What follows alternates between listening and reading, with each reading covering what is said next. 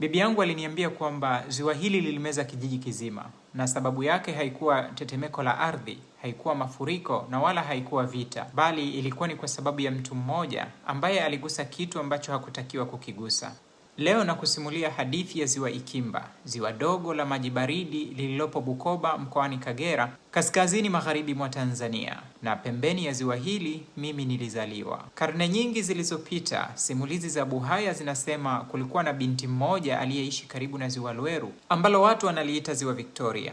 Siku moja binti huyo alipata mchumba kutoka kijiji kingine ambacho kwa bahati mbaya kilikuwa na uhaba mkubwa wa maji. Wazazi wake walihofia kwamba binti yao angeenda kuteseka, wakajaribu kumzuia asiolewe huko, lakini ndo alikuwa ameshapenda.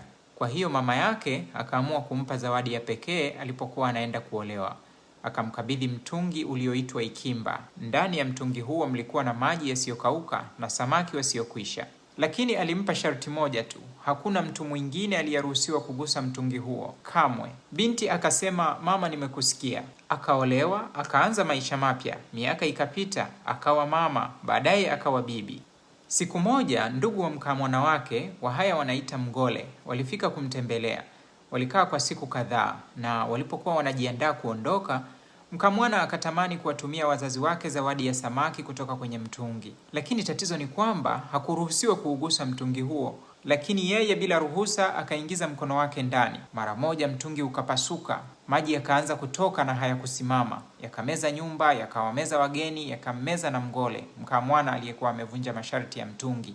Kisha maji yakaanza kumtafuta yule bibi aliyekabidhiwa dhamana ya kuutunza mtungi. Wakati huo yeye alikuwa akitokea shambani. Alipoona maji yakimkimbilia kwa kasi, akasimama, akanyoosha jembe lake juu na kisha kusema kwa sauti kubwa, Ikimba, itaka rosiga kandi.